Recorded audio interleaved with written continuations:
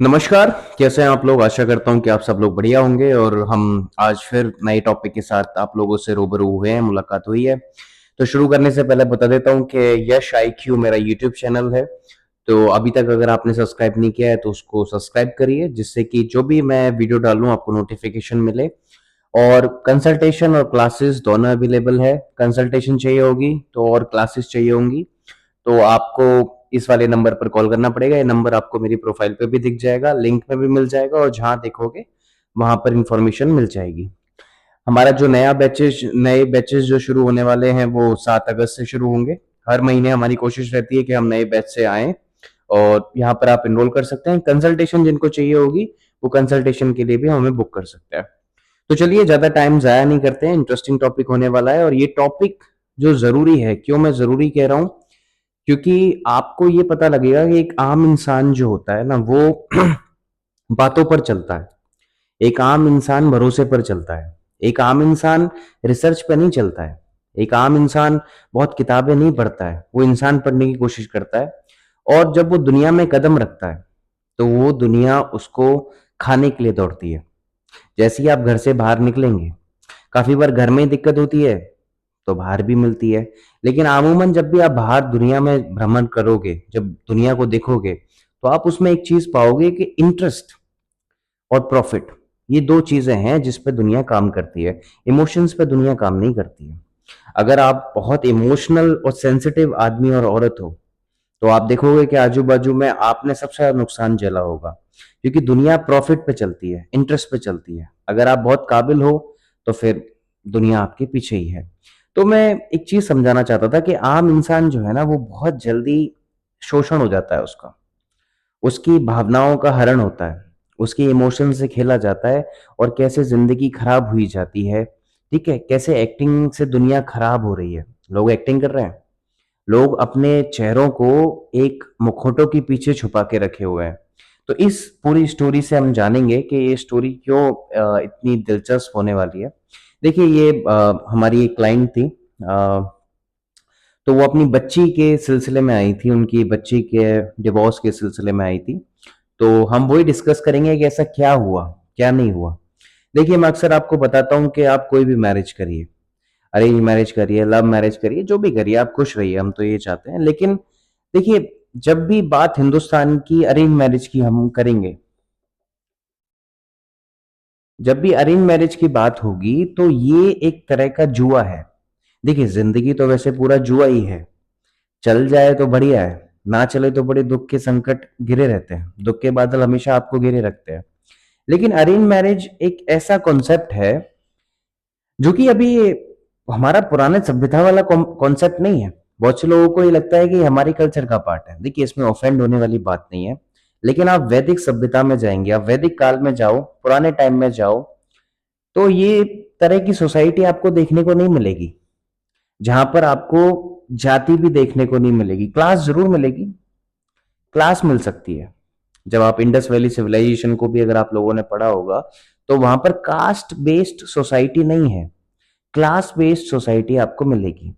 ऐसे ही टाइम के साथ शादियां भी बदल गई। आज जिस तरह से शादी हो रही है, जिस तरह से कॉन्सेप्ट चल रहा है, जैसे आपने सुना होगा स्वयंवर। ये तो आपने कहीं ना कहीं टीवी में देखा होगा या कहीं ना कहीं आपको पता होगा कि पहले के जमाने में स्वयं का वर, खुद का वर चुनने की आजादी। ठीक है। अब जब अरेंज मैरिज की आज के दौर की हम बात करेंगे, क्योंकि हम आज के दौर में ही रहते हैं और आज का ही दौर हमें प्रभावित करता है। हम वैदिक काल तो वापस नहीं ला सकते। ठीक है। तो वैदिक काल में जो होता था वो टाइम के साथ रिफॉर्म्स आते गए, चेंजेस आते गए। अब जिस तरह की हम अरेंज मैरिज की बात कर रहे हैं, इसमें आप समझने की कोशिश करिए कि दो लोग मिले चाहे नहीं मिले, लेकिन परिवार मिलता है।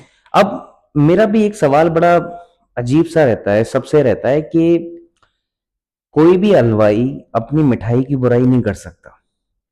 जब भी आप किसी से पहली बार मिलने जाते हैं, जब ये मेरी क्लाइंट है, जब वो अपनी बच्ची के लिए जब रिश्ता देखने गई तो उन्होंने मुझे बोला कि हमने सोचा नहीं था।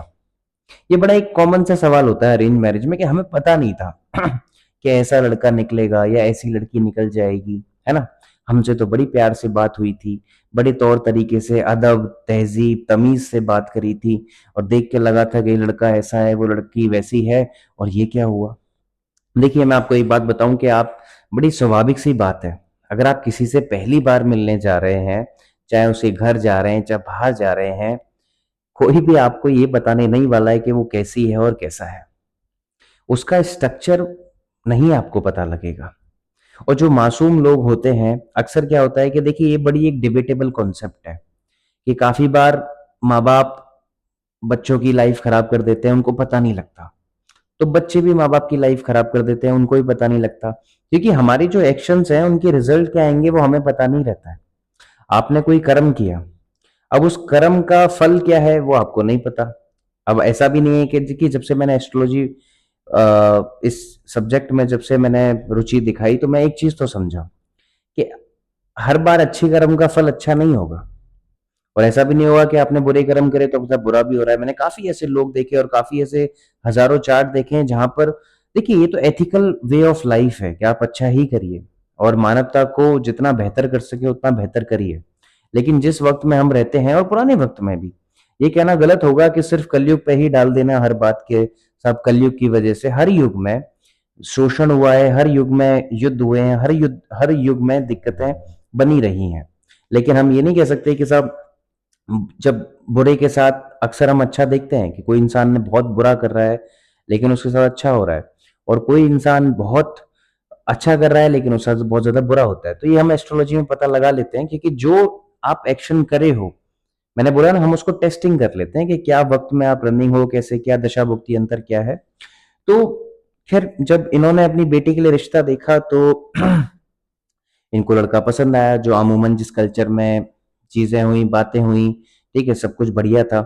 अब यहाँ पर मैंने यहाँ पर मांगलिक के बारे में भी डिस्कशन किया है क्योंकि बच्ची मांगलिक थी, ऐसा उनको बता दिया गया। तो हम वो भी डिस्कस कर लेंगे कि भाई मांगलिक क्या चीज़ है और क्या बवाल है, इसके पीछे बड़ा बवाल कट रहा है, क्या इम्पैक्ट पड़ता है कि नहीं भी पड़ता है। लेकिन मैंने बोला ना कि अगर कोई आपके पास आदमी और औरत आएगा जो 50, 45 इस उम्र का है, 40 साल का, जो जो बेचारा जो जो पुरानी रीति रिवाजों में या कही सुनी बातों में ही चल रहा है। आज के बच्चों को तो हम समझा सकते हैं, कर सकते हैं, यंग जनरेशन बड़ी जल्दी समझती है। लेकिन जो ओल्ड जनरेशन है, जो 50, 55, 60, 45 पर है, उसको समझाना और क्योंकि वो जिस माहौल से आता है, वहाँ ये सारी गलतफ़हमियाँ और वो सारी चीज़ें चलती हैं। तो हम देखेंगे मांगलिक क्या है, क्या सीन नहीं है। तो एक तो ये बड़ी दिक्कत होती है कि भाई मांगलिक है तो कह रखा है कि मांगलिक से कराओ नहीं तो साहब ये मर जाएँगे, वो मर जाएँगे। तो हम डिस्कस आज कर लेंगे कि भाई मांगलिक है, क्या सीन है, क्या होता क्या है? तो अमूमन इनका यही सवाल था कि जब ये बहुत इंपॉर्टेंट टॉपिक इसलिए है कि इसके बारे में बात कम होती है, लेकिन चाहिए सबको। अंदर-अंदर सब भुगत रहे हैं, अंदर-अंदर सब घुट रहे हैं। अंदर-अंदर रिश्ते टूटने की सबसे बड़ी वजह ये भी है। अच्छी खासी वजह है ये। अगर हम किसी भी रिश्ते की बात करें तो 50 से 60% इस पे टिका हुआ है रिश्ता और ये बाहर नहीं निकलता। लेकिन आज हम इस चीज़ को निकालेंगे और हम इस चीज़ पे बात करेंगे क्योंकि हम सही नॉलेज देने में और सही चीज़ देने में ही यकीन रखते हैं। तो हालाँकि इनको लड़का पसंद आया, शादी हुई, सारी चीज़ें हुई, हमने देखा। लेकिन जब मैंने चार्ट देखा तो मैंने इनको साफ बोला, छूटते ही पता लगता है कि इन जो ये लड़का है इसकी सेक्सुअल लाइफ में प्रॉब्लम्स हैं। वो दिखता है हमें क्लियरली चार्ट में। अब बहुत बार ये होता है कि मिथ्स बना रखे हैं। जैसे मैंने मांगलिक की बात करी, तो बोल रखे हैं कि जो मांगलिक लोग होते हैं उनकी सेक्सुअल एनर्जीज़ बहुत ज़्यादा होती हैं, कि मांगलिक लोग एग्रेसिव बहुत होते हैं। इनका एक अजीब-सा लॉजिक होता है कि अगर मांगलिक की शादी मांगलिक से कराओगे तो एक चाँटा वो मारेगी, एक चाँटा वो मारेगा। मतलब ये मार-पीट को बड़ा नॉर्मल कर देते हैं, जबकि इसका आंसर ये नहीं है, हम आने वाली चीज़ में डिस्कस करेंगे। सबसे बड़ी बात थी कि जब इनकी शादी हुई, शादी को भी अब काफ़ी अरसा हो गया, बहुत साल हो गए, 5 से 6 साल हो गए। तो यहाँ पर ये जो लड़का है इसको मेडिकल इश्यूज है और ये कैपेबल नहीं है फिजिकल इन्वॉल्वमेंट का। अब यहाँ पर दूसरी बात ये आ गई कि फिजिकल तो ठीक है, यहाँ मेंटल और इमोशनल लेवल भी ये नहीं दे सकता। ये बात इनको बाद में पता लगी। अब इनकी जो बच्ची थी वो बिल्कुल ही टोटल अपोजिट चली गई। अपोजिट कैसे? जब बच्ची का चार्ट देखा पूरा हमने दशा भुक्ति अंतर से और पूरी कुंडली जब हमने जांची तो हमने पाया कि बच्ची की लाइफ जो है वो एक्सट्रीम अब देखिए बच्ची का जो चार्ट है उसमें ये समझना पड़ेगा कि जब सक्सेस आएगी तो एक्सट्रीम आएगी, लेकिन जब फेलियर्स आएंगे तो एक्सट्रीम फेलियर्स आएंगे और एक्सट्रीम पेन रहेगा।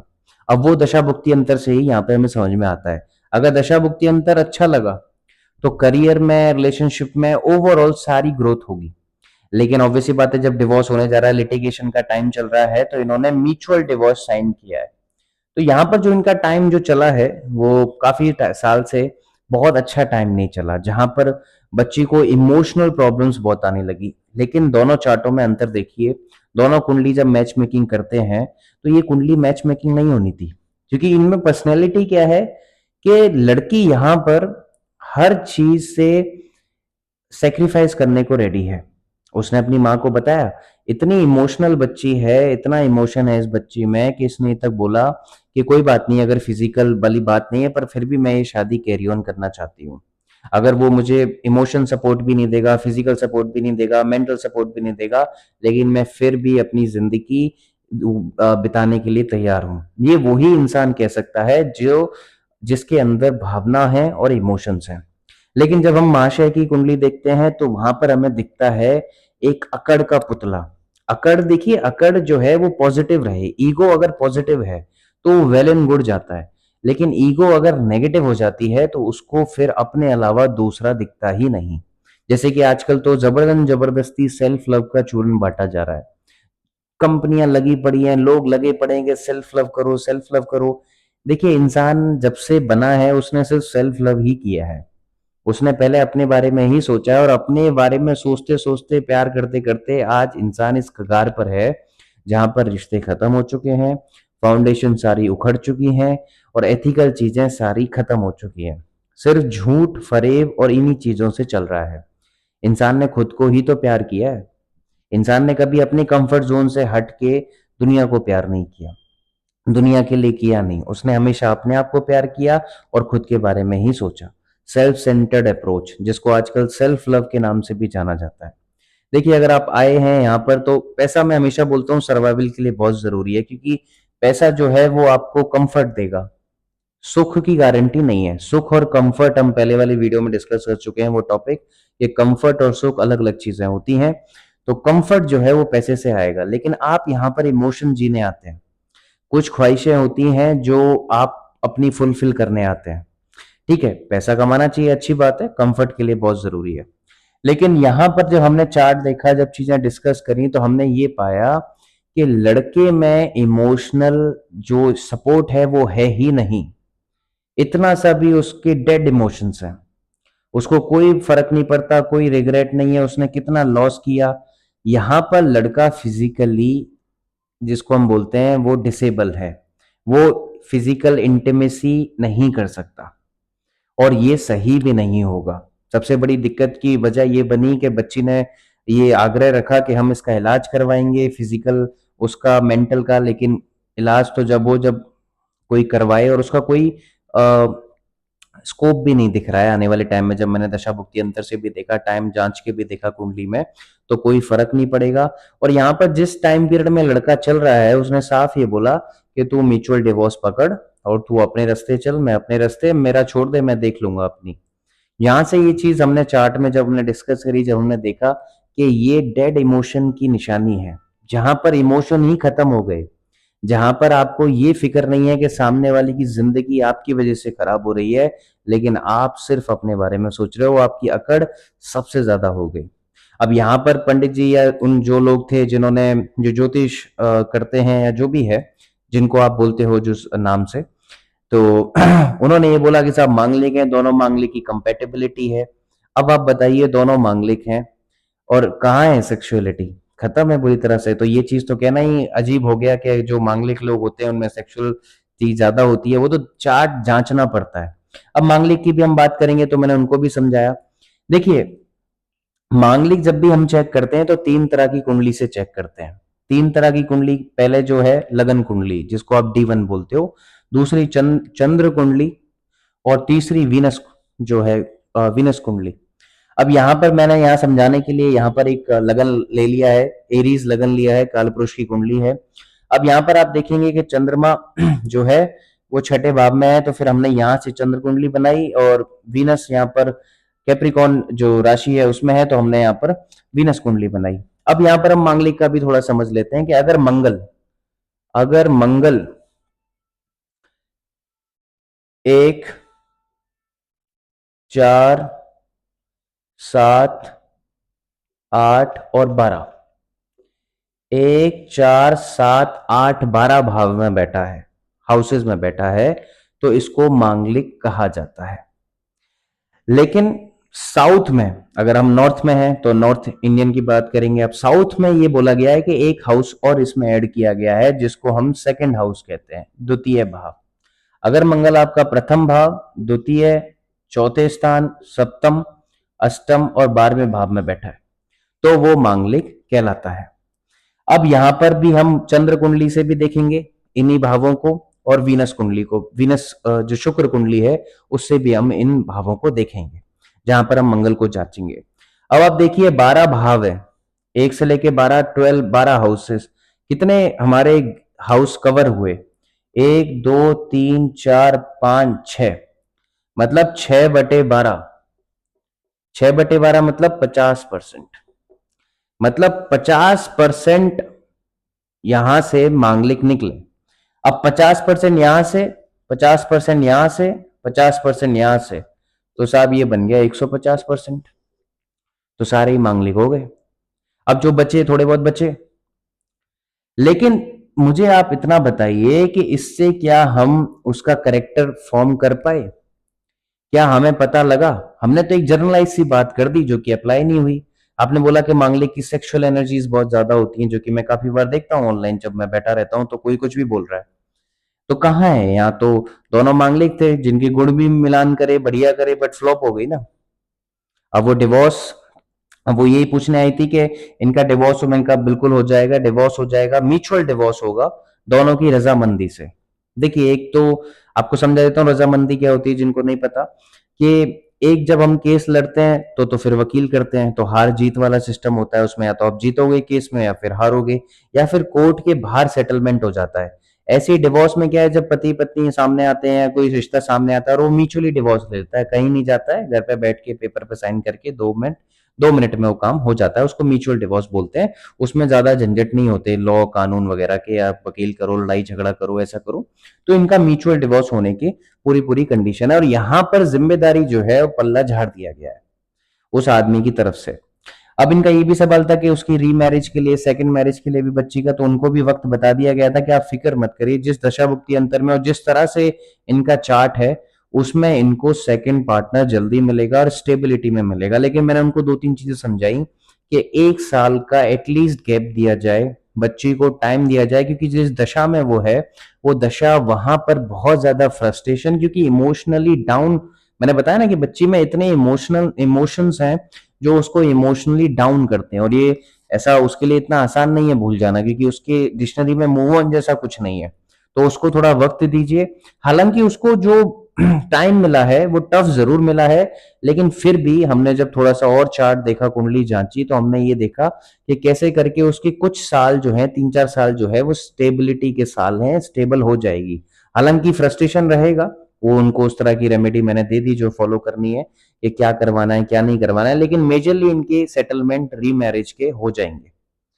हालांकि इनका ये भी सवाल था कि अब हमने यहाँ पर मांगलिक का तो समझा कि भाई कहां पर आप पागल बना रहे हो लोगों को, किस तरह से आप भ्रमित कर रहे हो, जबकि हमने देखा कि कौन मांगलिक होते हैं, कैसे क्या चीजें काम करती है, लेकिन उससे प्रिडिक्शन का क्या काम है? अब वो बेचारे, उनको ये कराइए, उधर चोला छड़वा दीजिए, उधर वो करवा दीजिए, लेकिन कहाँ हुई? दोनों मांगलिक थे। जब भी हम करेक्टर देखेंगे किसी का, हम किसी की कंपेटेबिलिटी करेंगे, तो उसमें हमें पूरा देखना पड़ेगा।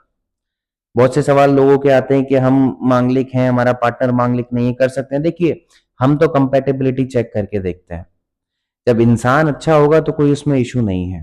ठीक है, इससे प्रिडिक्शन का कोई मतलब नहीं है कि मांगलिक है कि मांगलिक नहीं है। ठीक है, बहुत से बोलते हैं साहब ये ऐसे कट जाएगा, वैसे कट जाएगा। ऑब्वियसली बात है, आपसे कोई आपके पास आया कि साहब ये रिश्ता कब होगा, ये शादी करनी है इस आदमी इस औरत से, आपने उसको फालतू फंड के कामों में लगा दिया। 150% ही आ रहा है इससे, तो फिर 50% यहाँ से निकल गया, 50% यहाँ से, 50% यहाँ से, तो बचे कितने फिर? सारी पॉपुलेशन तो यही, इससे ज्यादा पॉपुलेशन कवर हो गई, कुछ थोड़े बहुत बच गए। अब वो बचेंगे कौन, वो भी अलग चर्चा का विषय है, लेकिन इस पे अब अभी बात नहीं करेंगे। लेकिन उससे हमने देखा कि नेचर का पता लगा, नहीं पता लगा किसी भी एंगल से।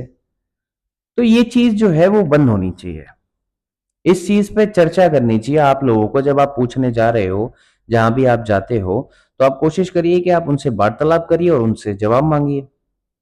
ये दोनों मांगलिक थे, लेकिन इट्स ऑल डन, कुछ नहीं था। 1% की शादी पहले दिन से ही नहीं टिकी। वो तो बच्ची के इमोशन के चक्कर में ये शादी रुकी थी। उसने हर मुमकिन कोशिश करी, क्योंकि समाज का भी प्रेशर था, घर वालों का भी प्रेशर था, उसने सारी चीज रखी। लेकिन अंत में ये है कि ऐसे दुनिया नहीं चलती है और इस तरह से चीजें नहीं होती हैं, इस तरह से धोखा है। अगर आप किसी भी ऐसी चीज से गुजर रहे हैं, देखिए इंसानियत ये है कि आप सच के साथ खड़े रहिए। जो सच के साथ खड़ा रहता है उसको नींद और उसकी जीवन में चैन जरूर होता है। हाँ, शायद भौतिकवाद की चीजें ज्यादा हों चाहे नहीं हो, वो तो बड़ा कहना गलत है, लेकिन सच्चाई के साथ जो खड़ा रहेगा उसका जीवन सुकून में निकलेगा। लेकिन कम से कम ये रिग्रेट नहीं होगा अपने ऊपर कि हमने किसी की जिंदगी खराब करी। हमने रीमैरिज का भी देखा कि आने वाले टाइम में एटलीस्ट ऐसा कोई टेंशन लेने वाली बात इनको ये नहीं थी। देखिए बहुत बार ये होता है कि जब वक्त बुरा लगता है तो बहुत टफ हो जाता है, और इनके चार्ट में तो हम क्लियरली शो हमें देखने को मिलता है लड़की की चार्ट में, जब एक्सट्रीमली ग्रोथ आएगी तो एक्सट्रीमली ग्रोथ आएगी, लेकिन जब एक्सट्रीमली लॉस होंगे तो एक्सट्रीम तरीके से लॉस होंगे। लेकिन यहाँ पर इनकी लकीली इनको टाइम अच्छा मिल गया है कि अब इनको इतना मैंने समझाया इनकी माताजी को, इतना टेंशन लेने की आपको बात नहीं है। बस कुछ 1 साल आप इनको दे दीजिए, उसमें भी जिससे कि ये थोड़ा सा खुद को रीसेट कर सकें, रिवाइव कर सकें, और इनके आने वाला सेटलमेंट का भी टाइम अच्छा रहेगा। लेकिन जब भी आप दूसरी शादी कराएं तो इनका जरा जरूर सलाह मशवरा करें, और कंपेटिबिलिटी इज वेरी इंपॉर्टेंट। जब दोनों में व्यवहार अच्छा मिलेगा तो सारी चीजें जरूरत है। देखिए शादी सिर्फ एक सामाजिक गठजोड़ नहीं है, ये कोई ठेकेदारी नहीं है। जिस तरह से ये आज का जो माहौल चल रहा है कि रिश्तों में ठेकेदारी हो रही है, वो तो हमेशा से ही एक तरह का बिजनेस बना के रखा हुआ है। प्यार भी अब बिजनेस जैसा ही है, क्योंकि प्यार अब व्यापार जैसा ही है। अब आप देखो ना, वो गाना बड़ा फेमस है कि कुड़ी कहती पहले जगुआर ले लो, बिकॉज वो उस तरह से बताया जा रहा है कि बिजनेस है, यहाँ दिल मत लगाओ, दिमाग लगाओ। ऐसा नहीं करिए, ठीक है? रिश्तों में वो चीज को जिंदा रहने दीजिए, प्यार को रिश्तों में रहने दीजिए, बिजनेस में पैसे को जिंदा रहने दीजिए, ठीक है? समाज में जो है वो इंसानियत को जिंदा रहने दीजिए। ये आप लोग ही कर रहे हो, कोई दूसरा नहीं कर रहा है, कोई बाहर से करने नहीं आ गया है यहाँ पर। ये हम लोगों ने ही इसको खराब किया है। जबकि शादियां एक जमाने में बड़ी शानदार रहती थी, वो वैदिक काल की बात कर रहा हूँ। अब तो ये कुछ 500-600 सालों से, तो हजारों सालों से तो ये बिजनेस बना बैठा है। बस ठेकेदार और गठजोड़ के चक्कर में बच्चे पिस जाते हैं, पीढ़ियां पिस जाती हैं। अब वो बच्चे जब बड़े होंगे, जब उनके बच्चे होंगे, तो देखिए ना, जनरेशन का डीएनए तक नष्ट हो जाता है। तो अपने स्वाद के लिए किसी की जिंदगी से मत खेलिए, राइट? तो यहां पर हमने देखा कि कंपेटेबिलिटी जीरो है, क्योंकि अगर आप एक कुत्ते को भी रोटी डालें ना, तो वो लगाव आपसे कर लेता है, उसको लगाव हो जाता है। एक जानवर को भी, वो भी आपके घर आता है। यहाँ तो इंसान साथ रह के इतने साल सेक्रीफाइस करने के बाद भी एक रिग्रेट नाम की चीज नहीं होती, तो फिर कई बात की कंपेटेबिलिटी है, फिर तो जीरो कंपेटेबिलिटी है। अब मांगलिक का भी हमने डिस्कशन कर लिया कि कोई सीन नहीं है, 150% सारे ही मांगलिक निकल गए, फिर क्या करें? और जो बच गए वो कुछ रह गए, तो उससे तो कोई प्रिडिक्शन नहीं हुई। बस ये है कि आपने एक जगह से दूसरी जगह बेचारे को इधर चोरा चढ़ा दो, इधर परेशान कर दो, इधर ये कर दो, इधर वो कर दो, 100 वहम और डाल दिए, है ना? 100 वहम और डाल दिए। जिनको एस्ट्रोलॉजी आती नहीं है वो पॉडकास्टों में लगे रहते हैं कि मांगलिक होने से ये हो जाएगा, मांगलिकों की सेक्सुअल एनर्जी। तो इसका जवाब दो, जब दोनों मांगलिक थे तो फिर कहाँ है? खत्म है। क्योंकि जांच बड़ी एक जीवन का विषय है, ये बातों का विषय नहीं है कि बस मुंह में आया और बक दिया। तो इस चीज को ध्यान रखेंगे। बाकी यहाँ पर सोसाइटी का प्रेशर, यहाँ पर इनका एक सवाल ये भी था कि सोसाइटी, मैंने इनको बोला कि फिक्र मत करिए कि आंच इन पे नहीं आएगी, क्योंकि बदनामी का भी डर रहता है। मैंने कहा बिल्कुल टेंशन मत लीजिए।